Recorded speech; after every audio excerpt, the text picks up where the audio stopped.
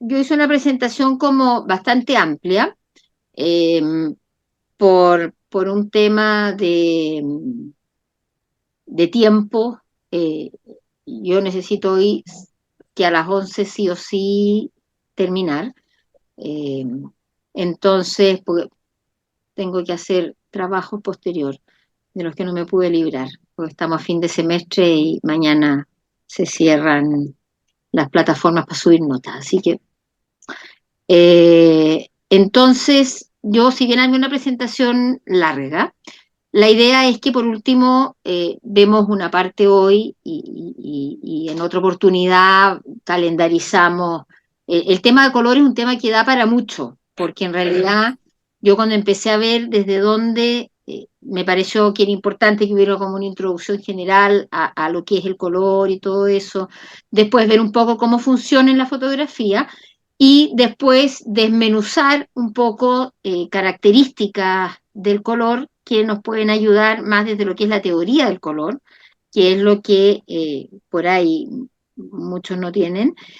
Y después también me encontré con el tema de los sistemas de color, que es otro mundo, los sistemas de color del computador, de la cámara, de las impresoras.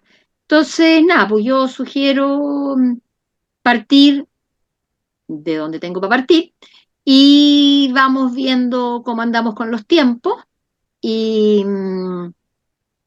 eso, pues. Y lo que no alcancemos a ver ahora lo dejamos para otras sesiones. Y en eso yo creo que igual sería importante que los que quieran interrumpan todo lo que quieran eh, durante la presentación para hacer si tienen preguntas, dudas, etcétera. ¿Ya? Las presentaciones desde, desde el diseño, me acordaba mucho de la Tere que es pulcra con el tema del diseño, como tomé elementos por razones obvias que no iba a partir de cero, tomé de distintas, porque yo di el ramo de color para restauración en la Universidad de Chile durante 20 años. Entonces, no es parejo el estilo porque fui tomando elementos que me parecían significativos de distintas presentaciones. Por lo tanto, la estética del diseño de la presentación no conlleva una regularidad absoluta. Hay distintos estilos a lo largo de la presentación. No es por desordenada, sino que por un tema de posibilidades de tiempo. La verdad que el miércoles a la noche estuve bien tentada a mandar un WhatsApp para bajarme y después dije, no, tú puedes, vamos, vamos.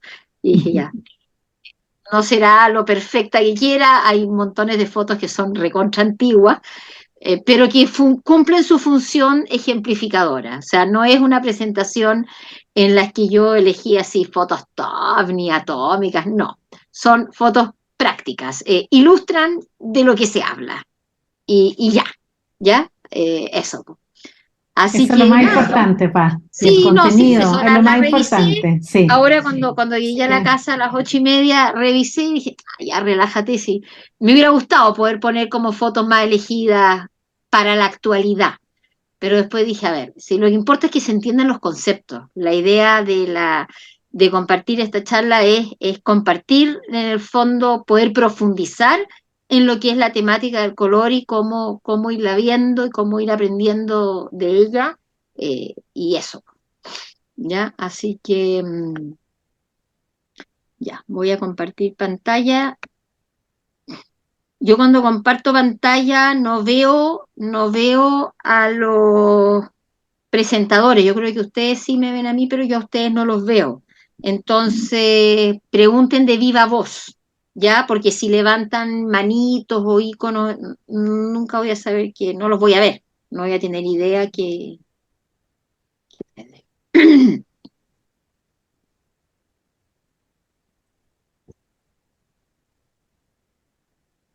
Ya.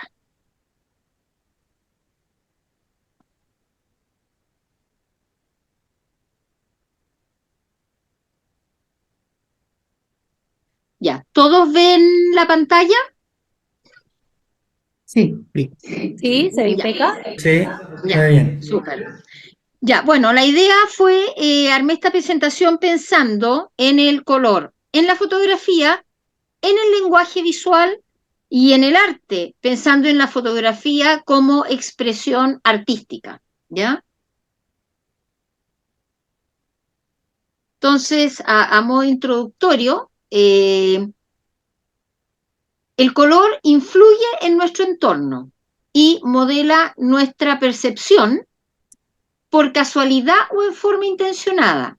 Aquí va esto, que depende cómo nos encontremos con el color, depende cómo está el color en el entorno, eh, qué pasa con nosotros y cómo percibimos lo que nos rodea, y eso va a influir en cómo nosotros lo percibimos, ¿ya? Por ejemplo, en este caso, acá tenemos a la izquierda una foto de Chiloé con las casitas de colores, los típicos palafitos, eh, y era un día más bien nublado, no era un día con mucho sol. Y en este caso, por ejemplo, que uno podría haber dicho, pucha, los colores no se van a ver con tanta potencia, etcétera, igual para mí fue súper positivo porque no había sombras duras.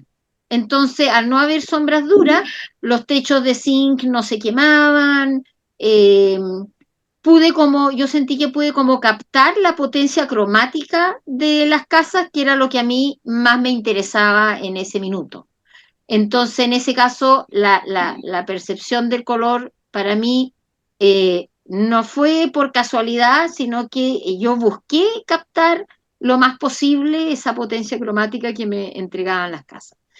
Y el otro tema importante con el color es que transmite mensajes con mayor eficacia que las palabras. O sea, las sensaciones que uno percibe son mucho más potentes que cuando uno hace mucha descripción. Eh, el mundo que nos rodea está lleno de color, sin embargo, el color es algo subjetivo, no es algo objetivo, ¿ya? Eh, el color solo se percibe con el órgano de la vista y por otro lado es algo que no es constante y no es tangible, ya que es algo que es decodificado por nuestro cerebro. El color, como depende de la luz, que lo vamos a ver más adelante, en la medida que hay más luz o hay menos luz, o yo percibo más de una manera o de otra según la iluminación del entorno, va a hacer que el color no sea objetivo. Eh, el tema de la asociación del color con determinadas cualidades, cuando uno asocia el azul con el frío o el amarillo con el cálido, eso tiene que ver con contextos culturales. También es algo absolutamente subjetivo, pero al mismo tiempo también tiene que ver con las personalidades con las personalidades y cómo cada uno percibe los colores. A ustedes les debe haber pasado montones de veces frente a un elemento específico, objeto, sujeto, entorno, paisaje, que de repente podemos estar dos fotógrafos viendo una misma cosa y uno dice, pucha, que lata, puro verde, y el otro dice, ¡ah, qué topísimo, me encanta que todo esté verde! Porque a uno le gusta más el verde y a otro le mueve menos el verde. Entonces, hay un nivel de subjetividad y hay un nivel que tiene en lo que es la percepción del color, eh, que tiene mucho que ver con percepciones personales. ¿Mm?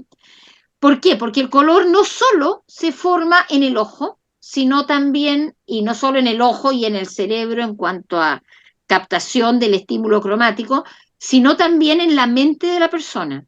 Entonces, la manera en que uno los percibe y cómo mueven la estimulación sensorial de cada uno es diferente.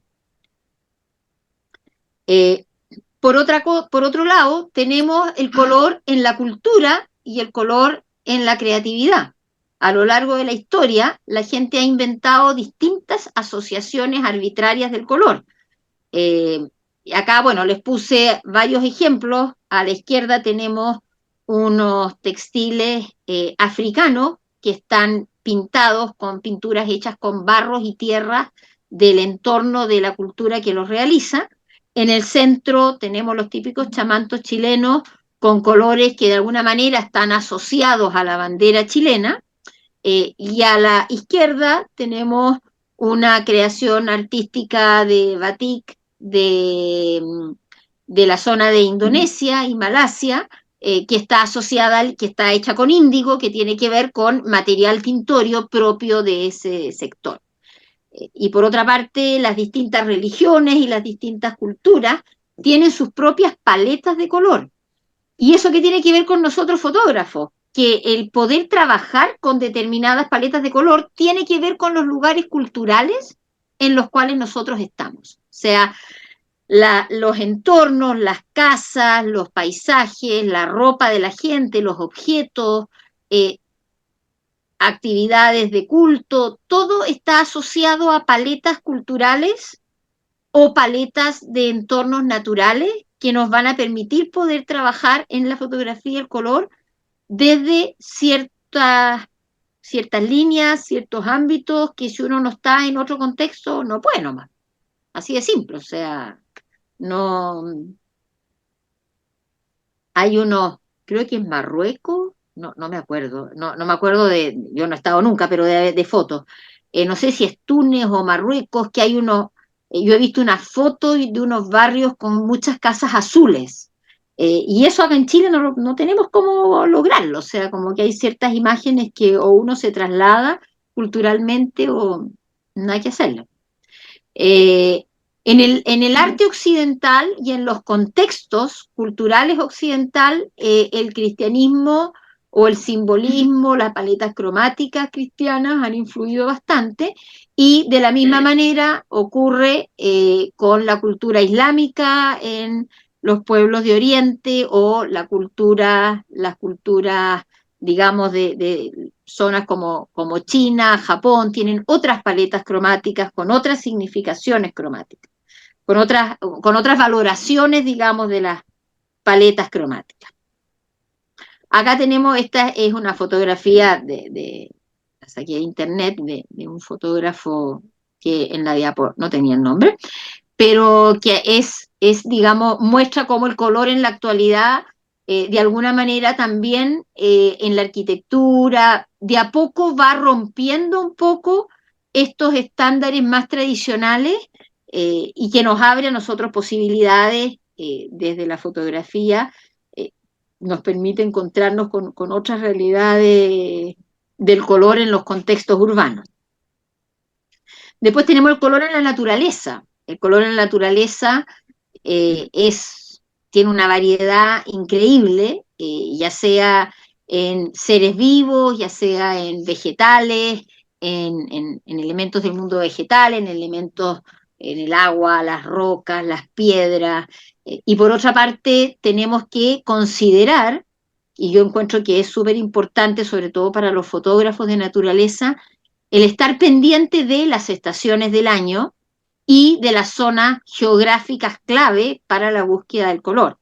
Y en esto, efectivamente, cuando uno tiene una pasión por la captación de la naturaleza, está pendiente de eso. O sea, el año pasado estábamos todos pendientes del desierto florido, no solamente, o sea, y de hecho la gran mayoría no solamente por un interés botánico, mucho simplemente por un interés estético fotográfico, porque en el desierto florido se da un fenómeno cromático en un entorno geográfico específico, en una época del año específica, que si uno no lo aprovecha desde la creación fotográfica, no se da en cualquier momento y no se da en cualquier lugar. O sea, yo no puedo ir a buscar los morados de las patas de guanaco a Valdivia en septiembre, porque no los voy a encontrar.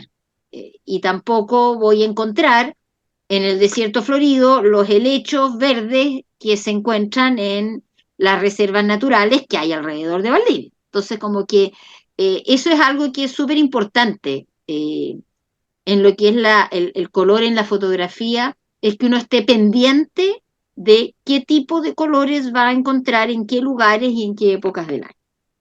Que puede parecer una redundancia, pero si a uno le interesa el trabajar en base al color, es algo que sí hay que considerar.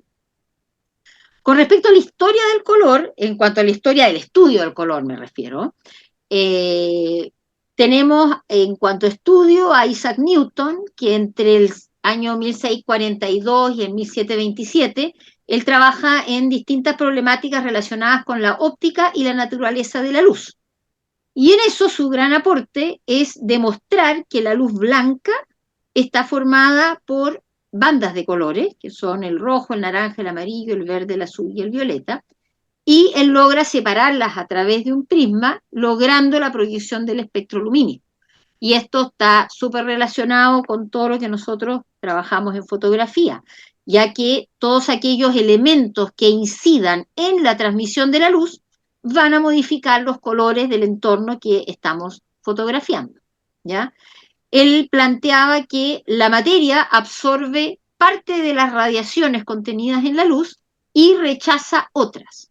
Por lo tanto, cuando nosotros vemos un elemento con determinados colores, tiene que ver con la luz que está siendo rechazada. Los otros colores del espectro lumínico son los que fueron absorbidos. Por eso cuando decimos, no, la manzana es roja, no, la manzana la veo roja, pero en la oscuridad absoluta la manzana deja de ser roja. Y si tiro exceso de luz, al nivel de que se ve en la foto todo blanco, también deja de ser roja. Entonces, cuando se reflejan todos los colores, vemos blanco. Cuando se absorben todos los colores, vemos negro. Y los colores que vemos son aquellos que son rechazados por la superficie.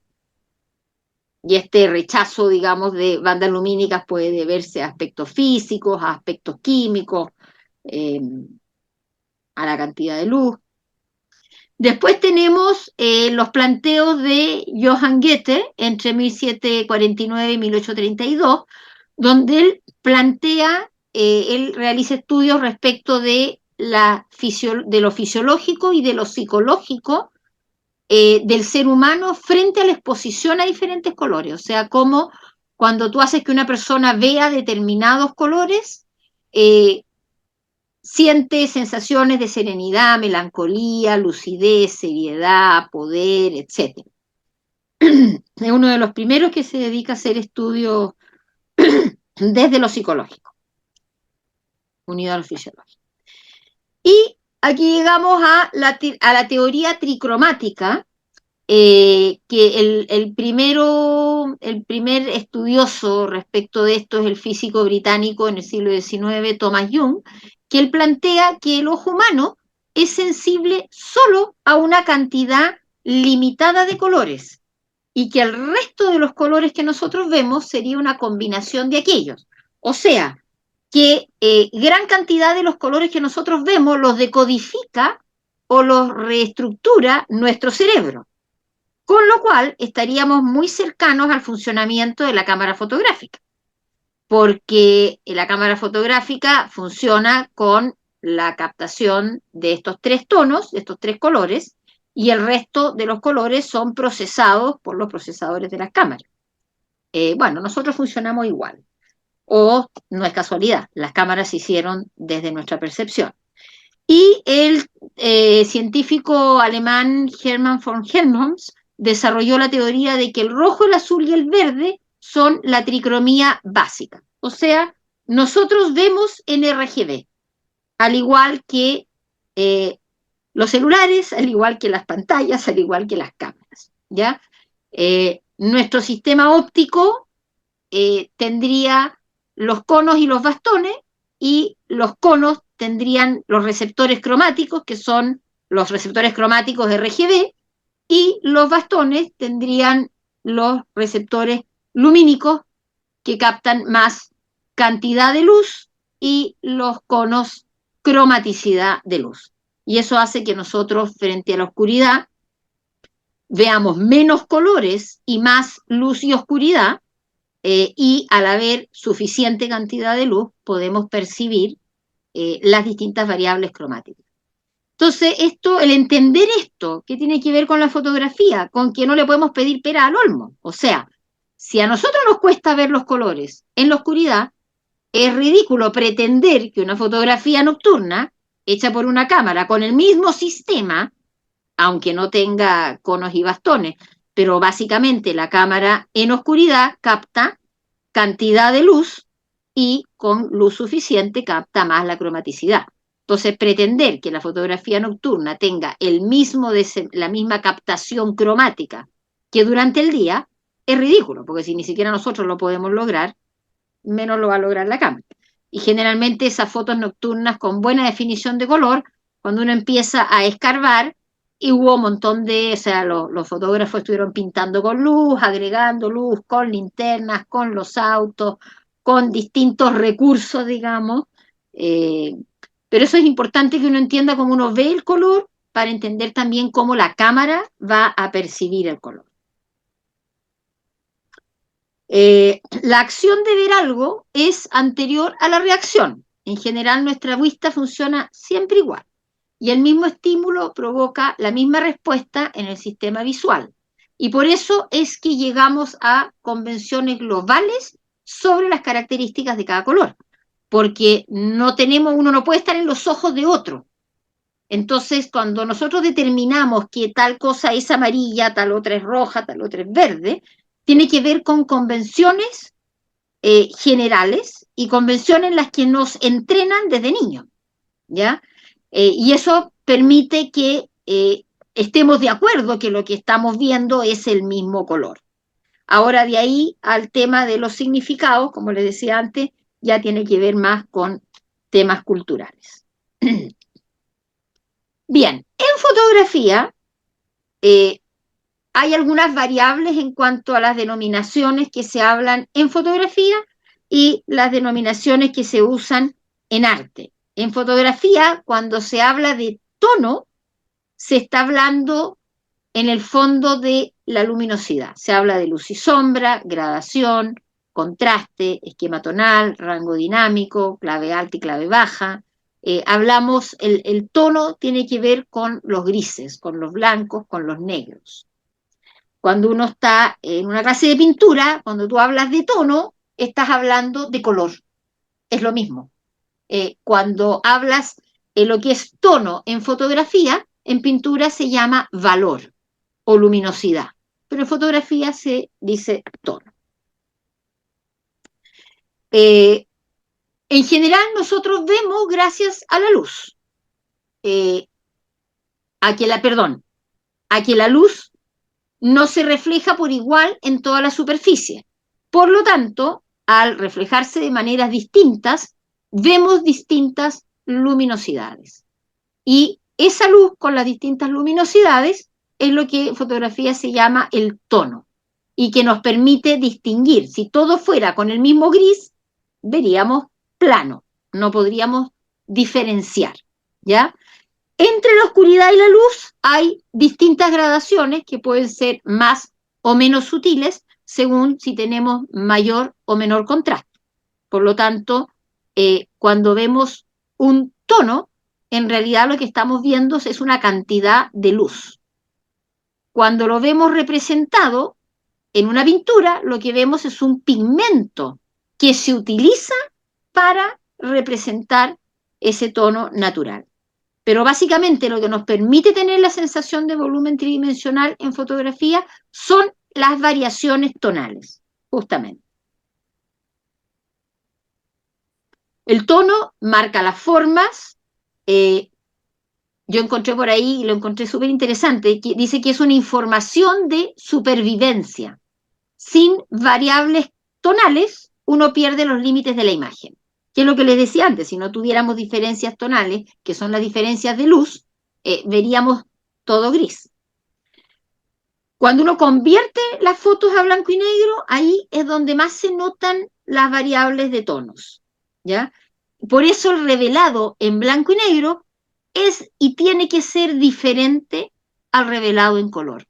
Porque cuando yo estoy trabajando con color, es la cromaticidad la que manda, es la cromaticidad la que me diferencia los límites entre figura y fondo, entre los distintos elementos de la imagen. En cambio, cuando trabajamos en blanco y negro, son solamente los tonos lumínicos. Entonces, es importante que los tonos lumínicos estén bien marcados. Entonces, cuando uno dice que una foto en blanco y negro está mal revelada, es porque hay poca diferenciación en los tonos lumínicos. Ahora, igual podría ser que uno quisiera que haya poca diferenciación. Depende de la fotografía que se está presentando, etc. Entre la luz y la oscuridad de la naturaleza hay cientos de grados tonales. Pero en las artes gráficas y en la fotografía hay menos, ¿ya? La escala tonal más utilizada entre el pigmento blanco y el negro tiene 11 grados. Y acá tenemos una imagen muy típica de Ansel Adams, donde él presenta esta escala tonal, eh, donde él tenía una dinámica de trabajo, él trabajaba en blanco y negro y tenía esta dinámica de ir buscando, él buscaba y le importaba que en sus fotografías, en lo posible, estuviera representada toda la escala tonal. Eh, la verdad que es algo bastante difícil porque vemos en colores.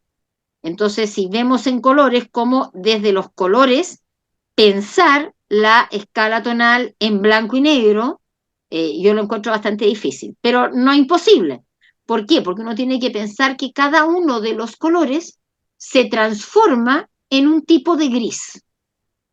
No lo vamos a ver ahora en profundidad, pues eso sería ya más para sistemas de colores, pero los distintos colores, según la luminosidad que tienen, al convertirse en blanco y negro, hay colores y tonos desde la pintura, hay colores o matices, digamos, que tienen una luminosidad más baja, por lo tanto, si uno es capaz de leerlo en la realidad, podría hacer este traspaso, digamos, y elegir las características de la toma para luego en un revelado blanco y negro lograr esta narración. Era uno de los últimos destinos que querían conocer antes de que terminaran sus vacaciones y se devolvieran a Colombia. Parece que hay alguien con el micrófono jamás abierto, que sería mejor que lo cerrara. Ya, acá tenemos lo que serían, digamos, la explicación de estos tonos de Ansel Adams. El 0, él se lo asigna al negro puro, sombras profundas en contraluz. El 1 al casi negro, dice que se aprecia tono pero no hay textura. El 2 al negro con textura en las zonas más oscuras. El 3 materiales oscuros, cortezas de árboles. El 4 vegetación, que esto igual es interesante porque él va dando datos concretos de los elementos. Él dice que el 4 tiene que ver con rocas, sombras claras. El 5 con un gris medio, cielo sin polarizador, eh, pero cielo sin polarizador, un cielo igual celeste potente. La madera, el 5. El 6, sombras de un paisaje nevado, rocas claras. El 7, rocas de tonos muy claros con sol. El 8, texturas en la nieve, nubes luminosas. El 9, tono pálido sin textura, reflejos en la nieve. Y el 10, blanco puro, fuentes de luz y destellos.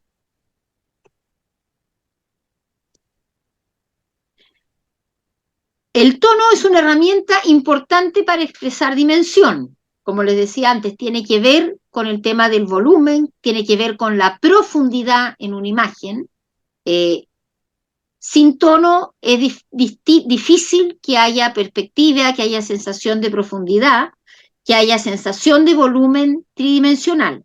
Y por eso les puse esta imagen de un día de niebla, de mucha, mucha niebla, en un espacio donde cuesta visualizar un poco la profundidad y la dimensión espacial en esta foto porque hay poca variación de tono.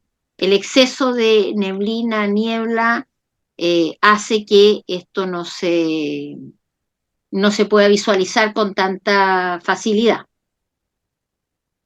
Por eso es que no todas las fotos uno las puede traspasar a blanco y negro, porque a veces no funciona. A veces hay ciertas fotos donde la cromaticidad, la falta de cromaticidad, no lo permite. Ya. Acá tenemos algunos de los criterios de trabajo con tono, que podría ser la clave alta, ¿ya? La clave alta la podemos trabajar tanto desde el color como desde el blanco y negro. ¿Qué sería una clave alta? Eh, Sería cuando hay un desplazamiento de la gama tonal por sobreexposición de manera hacia lo que son los grises, hacia los blancos y grises claros, ¿ya? De manera que no hay negros en la fotografía, solamente hay gama de grises claros sin detalle a un gris más o menos oscuro. Esta foto no es que sea así súper top clave alta, pero era la que tenía cuando lo armé. Así que, como les dije antes, les pido disculpas si hay fotos que de repente son cuestionables en su precisión, pero la descripción es precisa. Espérenme un segundo.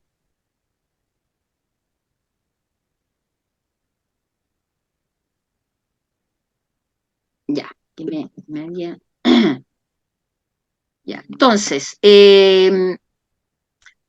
¿cuánto uno va a sobreexponer para lograr una clave alta sin quemar los blancos? Eso varía, acá yo le puse 1,5 diafragmas, pero eso varía en realidad dependiendo de la cámara de cada uno, porque las distintas marcas resuelven de manera distinta el tema de las sobreexposiciones y las subexposiciones. Unos dicen que hay que derechar en unas marcas, en otras no, hay variables. La verdad es que la mejor receta es que cada uno pruebe, encuentre los límites y después bote a la basura las fotos que no resultan. Después tenemos la clave media, ya tenemos clave alta, clave baja y clave media. Yo acá les puse a propósito fotos que no están en blanco y negro, porque me parece igual importante que uno vea cómo puede trabajar esto desde, desde la que es la fotografía color, pero con este criterio en el fondo de lo tonal, ya de las variables tonales. La clave media implica muchos tonos medios, ausencia de detalles claros y sombras profundas, brumas y nieblas, pero tonos medios, sin grandes luminosidades o grandes oscuridades. En general, las fotos en clave media son fotos bastante apagadas, silenciosas, desde lo cromático, tienden a ser fotos que se acercan mucho a matices neutros, eh, y son fotografías de poco impacto, porque justamente están en lo que se llama el rango medio. Y la clave baja tenemos los negros que pierden detalles y el tono más claro es un gris más o menos claro, ¿ya? La clave baja se caracteriza por la oscuridad, la clave media por, como les decía, este nivel de excesiva neutralidad, que desde lo expresivo es bastante opaco, opacato. A mí me gustan más o la clave baja de frentón, que te plantea como la oscuridad, el dramatismo de la oscuridad, o la clave alta, que tira más a esa sensación como de, no sé, la única palabra que se me ocurre ahora es como de espiritualidad, no sé, es como, transmiten cosas distintas. El tener conciencia de esta manera de trabajar el tono, yo encuentro que es de mucha riqueza para la fotografía y uno tiende a olvidarse. O sea, tendemos a estar más pendientes de los colores o de los objetos del entorno, y en eso me incluyo, a mí me fascina el color, tendemos a estar más pendientes de los elementos para las composiciones, de qué es lo que pasa en el manejo tonal en una fotografía. Uno tiende a plantearse, esta foto la puedo mejorar si la llevo a clave alta, o esta otra la puedo mejorar si la llevo a clave baja, en vez de plantearse, voy a sacarla en clave baja, voy a sacarla en clave alta, porque me interesa transmitir tal o cual sensación. Ya, llegamos al color. El color lo podemos ver desde la psicología, desde la subjetividad, el color es emotivo, el color permite armar esquemas, el color tiene dominancia, eh, el color, uno parte en el conocimiento del color por los colores primarios, y es algo gracioso porque todos los sistemas de color tienen distintos colores primarios, uno se queda con la idea de que los primarios son los que te enseñaron en el colegio, y la verdad es que no es así, eso depende de los sistemas de color. Desde la psicología, los colores influyen en nuestros estados de ánimo, según el significado que le da cada cultura, por una parte, y según las preferencias de cada persona. El color de un paisaje emite información práctica, pero también provoca respuestas emocionales. ¿Ya? No, como les decía antes, no todos los colores nos impactan de la misma manera, a todos por igual, y yo creo que en eso la respuesta emocional es lo más potente en la psicología del color. Eh, Sensaciones como placidez, equilibrio, tensión, dependen de cómo, no solo, perdón, de la parte compositiva, sino también de los colores. En general, siempre se dice que el azul transmite calma, transmite profundidad, transmite serenidad, transmite frío, transmite soledad, pero va a depender de quién lo esté observando, si está de acuerdo o no con eso. Entonces, aquí vamos a hacer un pequeño ejercicio. Me gustaría que miren un rato estas 4 fotos y después vayan diciéndome, me vayan diciendo qué les transmite cada una, desde lo que es la cromaticidad, desde lo que es el color.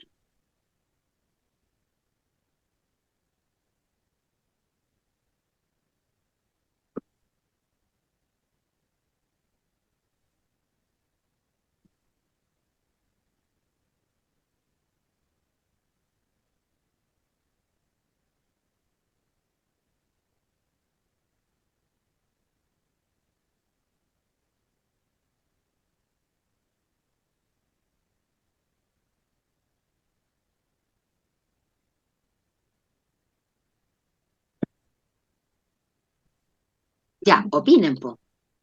No me dejen solita en silencio, acuérdense que no veo. Estaba esperando el pase. No, denle, no, ataquen, vamos, atrévanse. Sí, yo también estaba alumna muy respetuosa esperando el pase. No, aquí pase, nada, denle. Bueno, mira, rapidito. La del lago me provoca nostalgia, soledad, frío. La de las hojas, alegría, energía. La de otoño me provoca calor, hogar, familia. Y las hojas verdes, frescura y vida. Ya. Súper.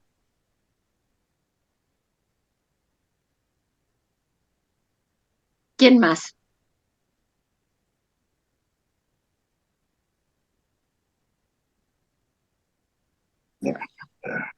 Yo te lo escribí, lo mandé por escrito, profesora. Es que no veo, yo no veo el chat, no puedo verlo. Así que léemelo. Yo no veo, solo, yo lo único que veo en mi pantalla es la imagen del PPT, nada más. Ya. Frío, alegría, calor, frescura. Ah, wow. Sí, está muy bueno. Sí. O sea, igual uno del frío puede explicitarlo con varios conceptos más, pero eso Sí. es eso, frío, alegría, calor y frescura. Ya, alguien que tenga alguna opinión diferente o que se le ocurra otra cosa.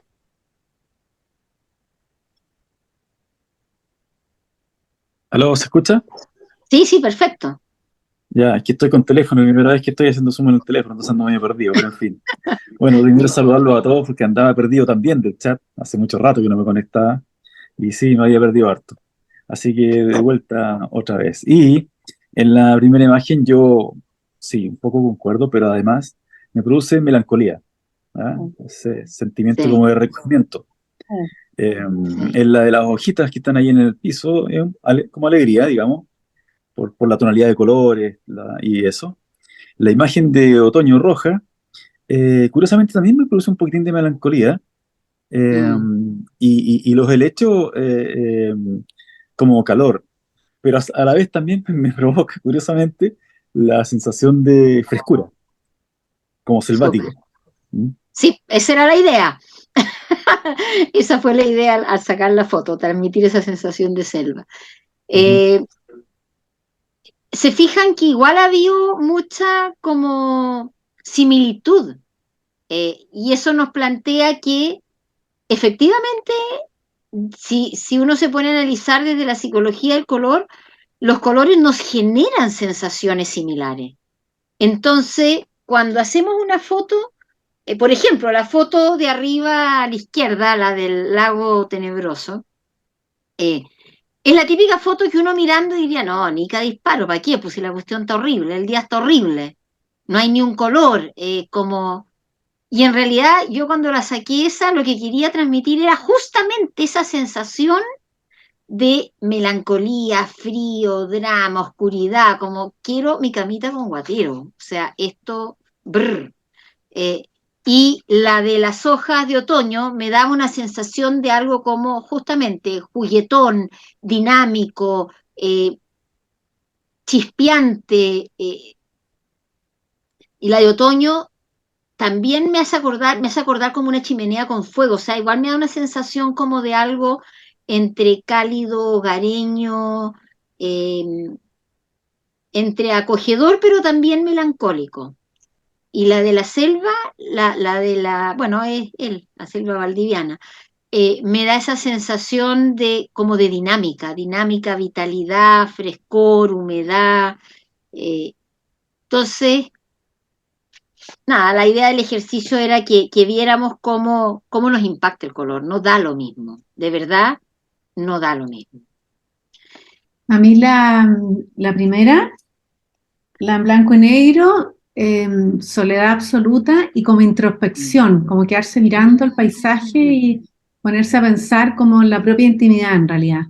La Mira. segunda un poco también energía y también ganas de salir a bailar, así dinamismo. Mm, La del otoño me provoca algo como pasión, así, como amor, como algo como muy que emociona. Y la verde me provoca, la de lo helecho también me provoca vida, pero también de alguna manera misterio, por lo que para mí es el bosque, en el fondo. ya. Sí. Que de repente es interesante. Yo en todas estas fotografías, estas forman parte de un trabajo que hice el año 2010, que era la captación del color a lo largo y ancho de Chile, eh, donde yo buscaba color. No me complicaba mucho ni la composición, ni el tema, ni los sujetos, era color, conseguir color, fotografiar color.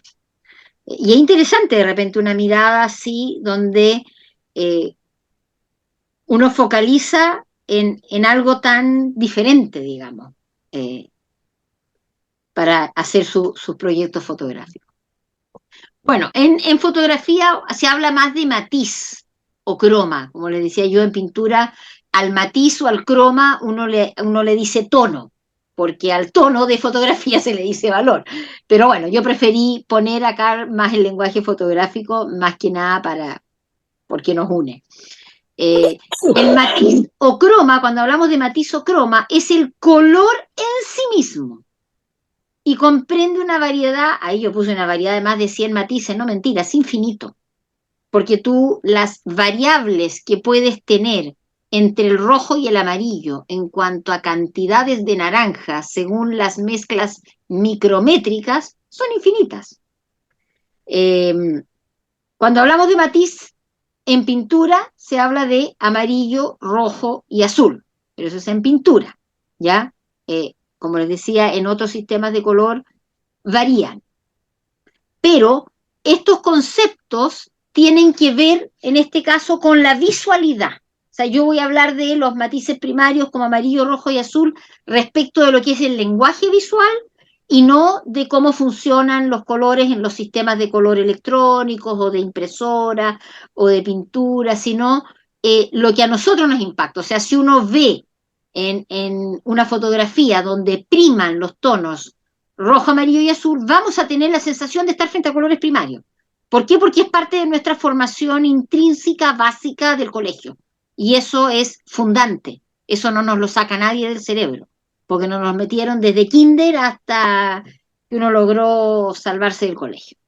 En cuanto a consideraciones, el amarillo se considera el color más próximo a la luz. Y efectivamente, en fotografía, los elementos amarillos son los que, desde la luminosidad de una imagen, tienden a saturarse primero en cuanto a cantidad de luz. El rojo es más emocional, activo y representa el calor, desde la psicología del color, pero a nivel fotográfico el rojo es un color de mucha potencia cromática. Por lo tanto, tiende a empastarse muy rápido. Así como el amarillo se quema, el rojo se empasta. Un rojo excesivamente saturado en fotografía hace que el elemento fotografiado con rojo se vea plano. Y el azul es el más fácil de trabajar. El azul es pasivo, suave, contractivo, y el azul no necesariamente es un color, es el que se oscurece más rápido. Es el más oscuro de los tres en luminosidad, pero no necesariamente se empasta a nivel de oscuridad. Son más complicados, mucho más complicados de trabajar los rojos y los amarillos. Sin embargo, el amarillo y el rojo expanden la imagen. Y acá hay algunos datos que igual es interesante que uno los maneje en cuanto a la sensación que uno quiere transmitir a través de lo que está fotografiando.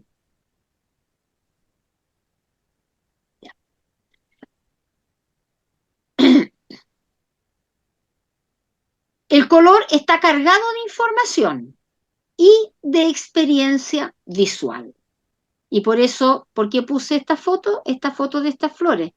Porque según la percepción cromática que tenga cada uno, según la valoración del color en sí mismo, va a haber ciertos elementos que fotográficamente nos van a atraer como un imán por el color. Puede que hay otras cosas que nos atraigan por la forma, pero hay algunas que nos van a atraer por el color. A mí me pasa con estas flores de estos cactus, que estas son de las típicas flores de los cactus de los molles. No tengo idea cómo se llaman, porque yo soy un desastre para el tema de los nombres. Me fascinan las flores, pero no tengo idea de los nombres.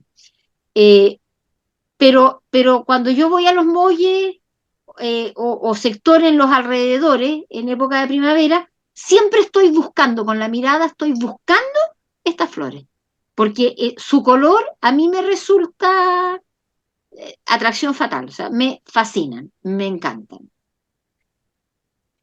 Dentro de lo que son las dimensiones del color, tenemos tres dimensiones importantes que son el matiz, la saturación y el brillo, ¿ya? Estos tres juegan juntos y se combinan, se modifican, se aportan, se quitan, se restan, se agregan.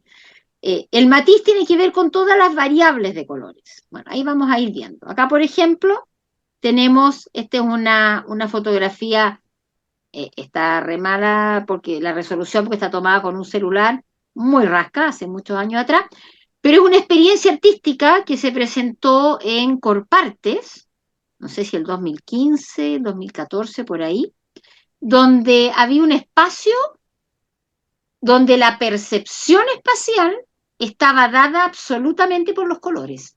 Eran por luces de colores difuminadas, era un espacio totalmente blanco, donde todo el trabajo de color estaba dado por las luces. Si uno fotografiaba esto con una medición de luz normal, te salía blanco, todo blanco. Tenías que subexponer para poder captar los colores, cosa que a nuestros ojos no les pasaba eso. Nuestros ojos veían esto. ¿Por qué? porque nuestros ojos subexponen y sobreexponen según lo que nuestro cerebro quiere ver y necesita ver. Por eso es importante esa asociación que uno hace con la cámara para darse cuenta que hay ciertas imágenes que si quieres captar un tipo de color, tienes que subexponer o sobreexponer, porque nuestro ojo lo hace, pero la cámara automáticamente no. Nosotros tenemos que entender cómo la cámara ve los colores, cómo nosotros los vemos, para hacer el ajuste que requiere la cámara, para que la cámara capte lo que nosotros vemos. A uno le pasa bastante seguido que con lo que es estación de color en fotografía uno se desilusiona, porque uno dice, pucha, pero es que yo no lo veía así. No, pues porque nunca entendiste cómo tu cámara ve los colores. Y lo que tenemos que hacer es, si queremos captar lo que nosotros vemos, es lograr generar esta como articulación entre qué ajustes tengo que hacer en mi cámara para que ella me entregue lo que yo veo, porque son dos cámaras distintas. Mis ojos son una y la cámara y el sensor de mi cámara son otros ojos.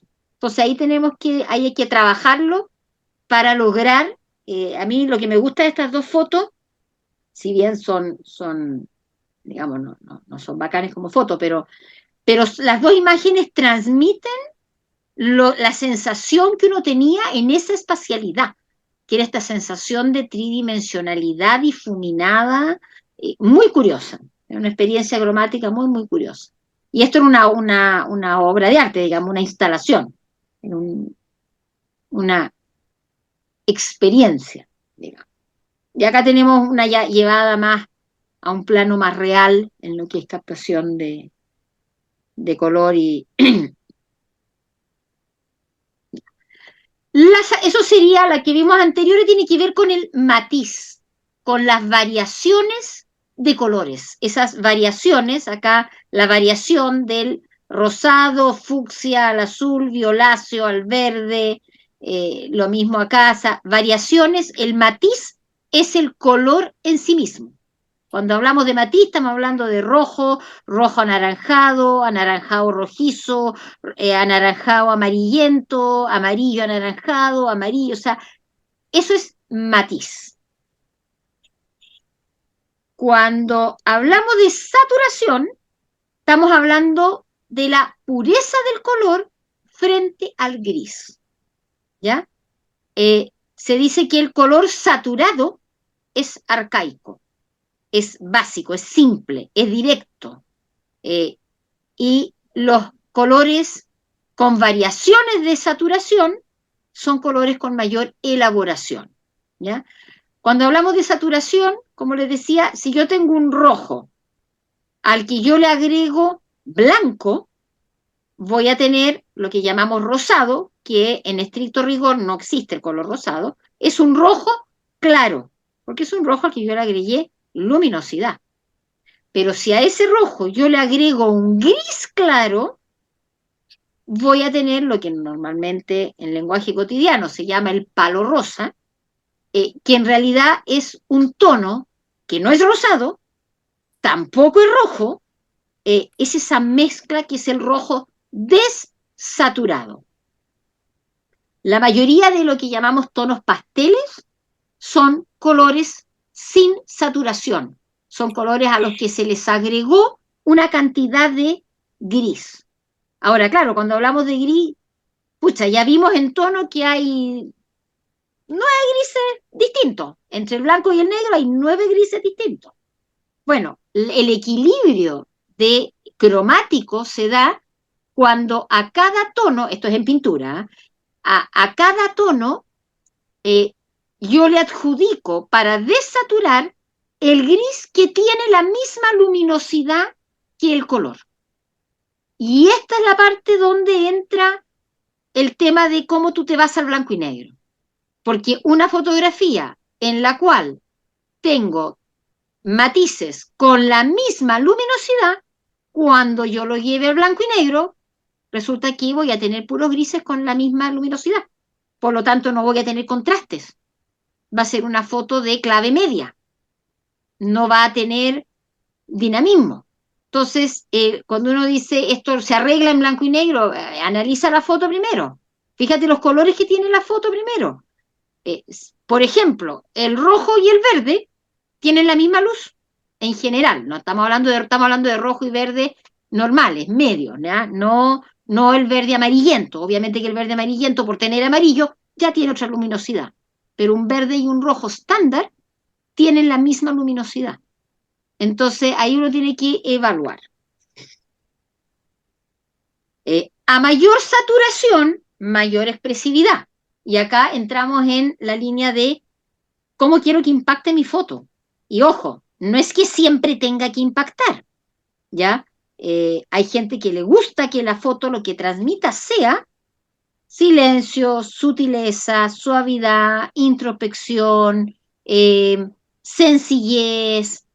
En ese caso, yo le recomiendo a ese o esa fotógrafa que trabajen con colores desaturados, tanto en lo que captan como en el proceso del revelado, que traten de no, prefieran los días opacos, nublados, neblinosos, lluviosos, porque cuando hablamos de expresividad, claro, acá dice a mayor saturación, mayor expresividad extrovertida, mayor expresividad gritona o mayor expresividad eh, de impacto directo, pero los colores desaturados también tienen expresividad, solo que es otro tipo de expresividad.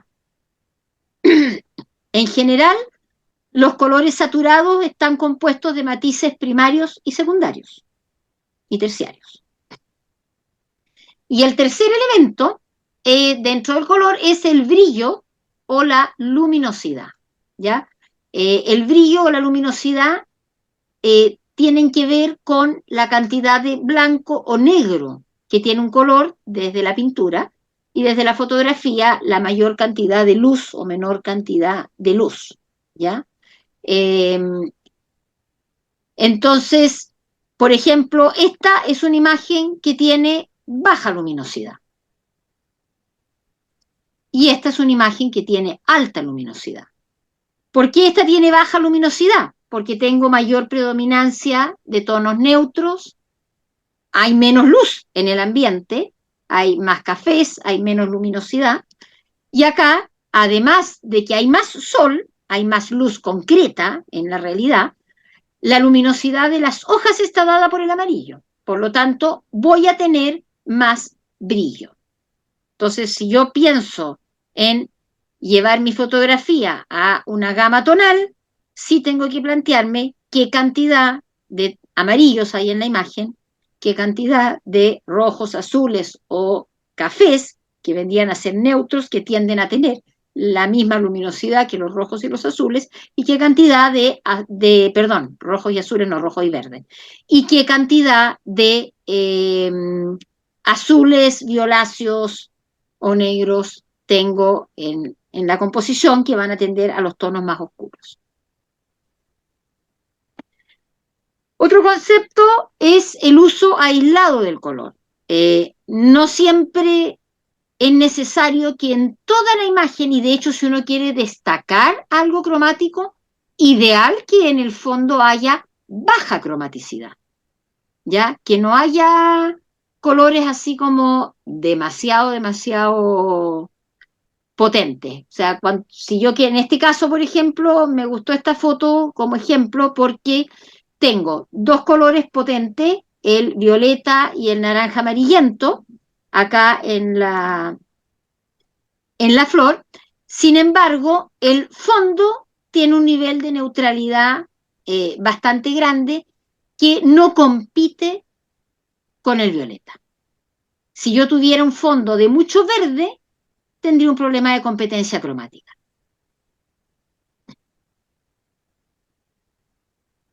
Acá tenemos otro ejemplo como la neutralidad del color del fondo ayuda a destacar la cromaticidad de la cabeza del flamenco.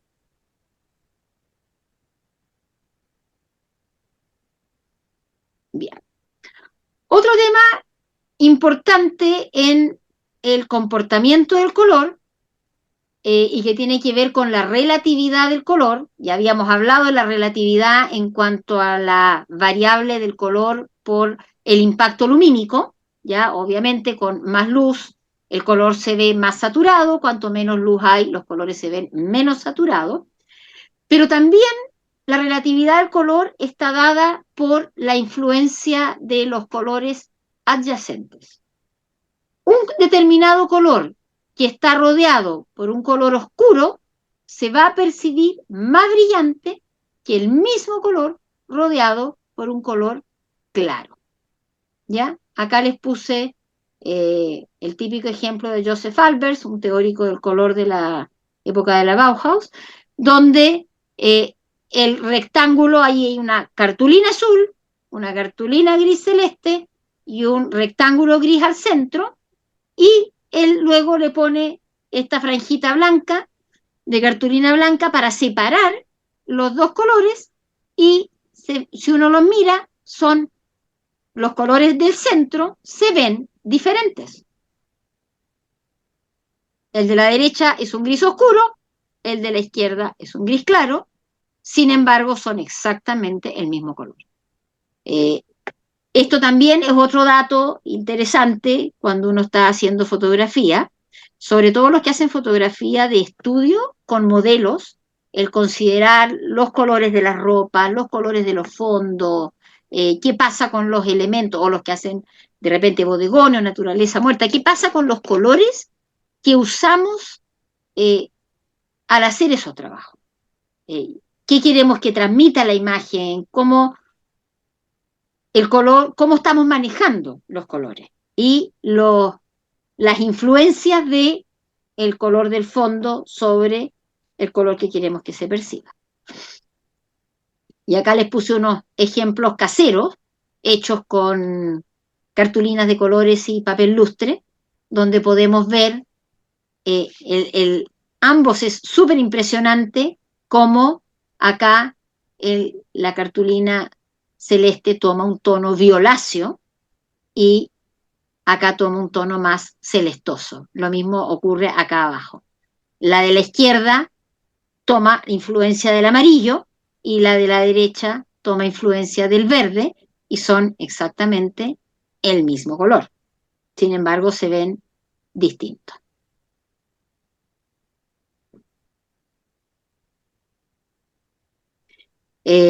Y también influye los colores del fondo en cuanto a su matiz. Acá, por ejemplo, vemos que con un fondo amarillo, un color verde amarillento desaparece, casi no se ve. En cambio, con el fondo azul, el color azul también tiende a bajar su potencia, que se diferencia tremendamente acá en el fondo amarillo.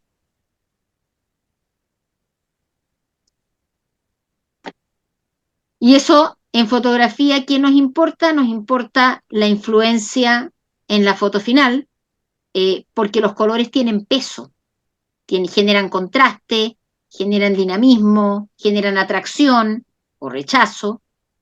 Acá encontré dos fotos tomadas, no es que la de la derecha la recorté, no, son tomadas con distintas composiciones, porque justamente me interesaba acá ver el juego de color, qué pasaba con el azul.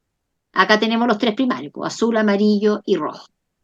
La foto sin el azul, la foto con el azul, tienen dinámicas distintas, transmiten cosas distintas, independiente de la composición, de la sombra, el cablecito que molesta acá, la sombra que molesta acá, da lo mismo eso. Pero me interesaba que vieran acá la relación de color.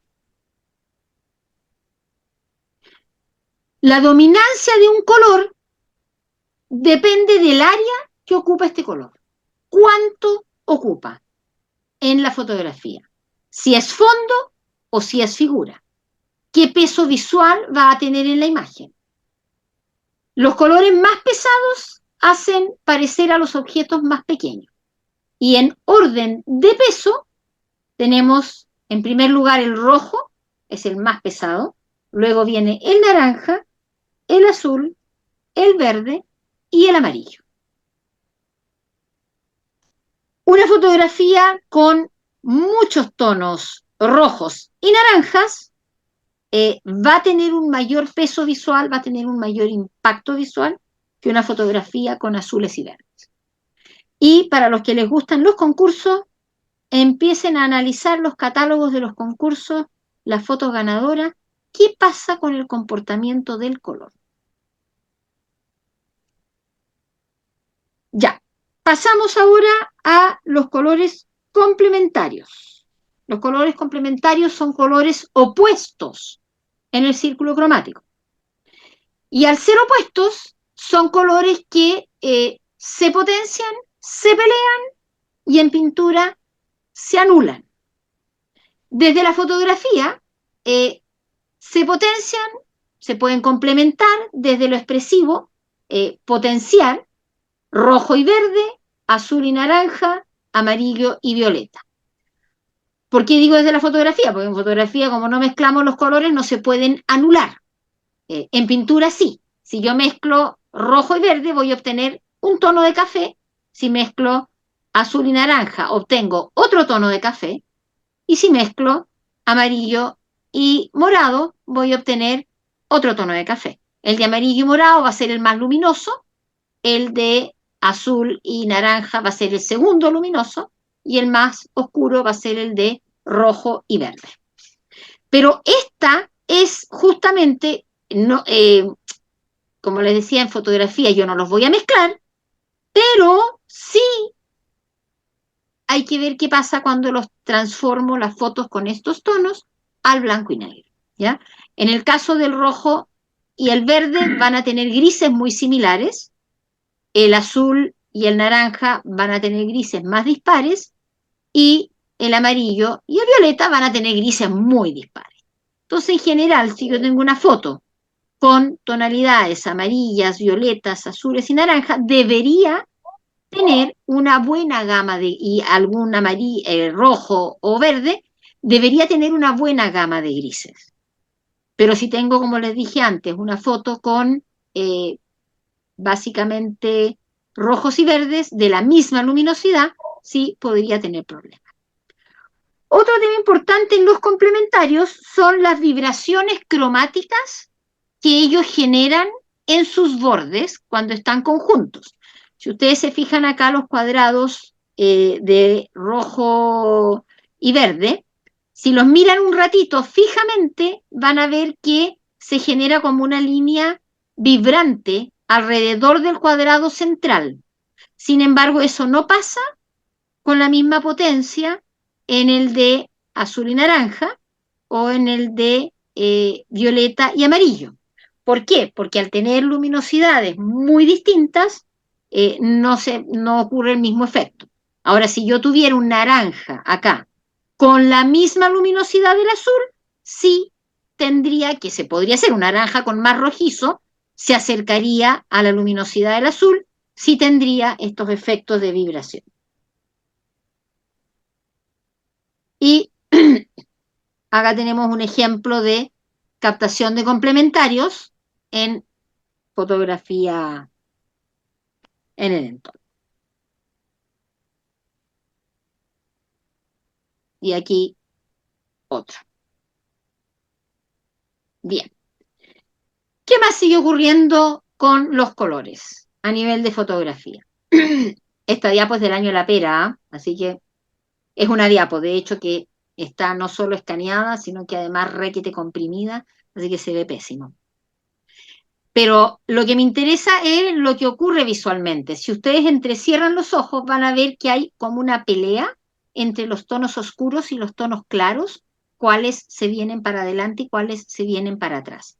En general, la sensación visual es que los tonos oscuros se adelantan y los tonos claros retroceden. En una fotografía sí es importante que no haya entonces la misma cantidad de tonos oscuros y tonos claros para que uno logre que los claros retrocedan y los oscuros se adelanten y no se dé la pelea que ocurre en esta imagen. Acá, por ejemplo, el tono oscuro está en el primer plano y eso facilita que se adelante y los tonos claros están de la mitad de la foto hacia atrás y eso también facilita que se alejen. Esta también es una diapo del año de la pera. Los tonos fríos, en general, en fotografía, tienen la tendencia a dar la sensación de alejamiento. O sea, yo voy en una fotografía con tonos fríos y azules, voy a tener mayor sensación de profundidad y da mayor esa sensación de que todo se va hacia atrás.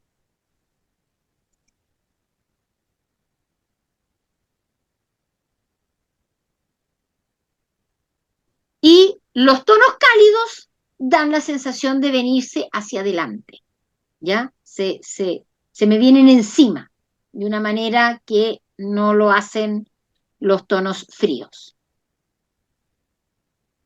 Bien. Acá tenemos el círculo cromático, que es la base de la organización del color, desde lo que son los matices. Pero además, actualmente el círculo cromático no solo se entiende en cuanto a colores que están uno al lado del otro, sino también a este color, al agregarle gris, obtengo una desaturación y al agregarle negro logro una mayor oscuridad. Entonces, el entender cómo se ordenan los colores, cómo se transforman los colores, también permite que uno pueda dar un pasito más y empezar a meterse en el mundo del revelado.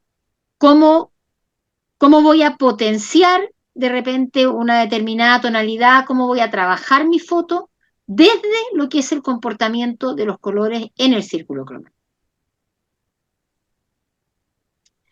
Y acá es donde hay que entender lo que son las familias de colores. Las familias de colores tienen que ver con este ordenamiento que va un determinado matiz, cómo se transforma con grises, cómo se transforma con negros, cómo se transforma con blancos, y al mismo tiempo, ¿qué pasa si yo le empiezo a ese matiz a agregar los colores que tiene a los lados? Y cuando trabajamos con una sola familia de colores, hablamos de una combinación monocromática. Y cuando trabajamos en blanco y negro, en pintura se habla de color, en arte en general, color y valor. En fotografía sería color y tono. Miren, acá está clarito lo que les decía anteriormente. Dominancia de una misma luminosidad asociado a una cromaticidad. Fíjense lo que, miren el que acá tiene tinte rojo, que es este, al ponerlo en blanco y negro, pasa piola como que fuera igual que el resto, ni se nota. Y acá están, digamos, enumerados los colores del círculo cromático en cuanto a sus niveles de asociados, digamos, a los grises. Lo que sigue es lo que yo preferiría dejar para otra sesión, porque en el fondo tiene que ver con meternos en este círculo cromático y ya desmenuzarlo, pero heavy, porque hay muchas cosas de ahí que pueden ayudar tanto para el revelado como para para lo que es toma y todo. Entonces, si les parece, dejemos hasta acá la parte, digamos, con presentación. Yo dejaría para otro momento la segunda y la tercera etapa.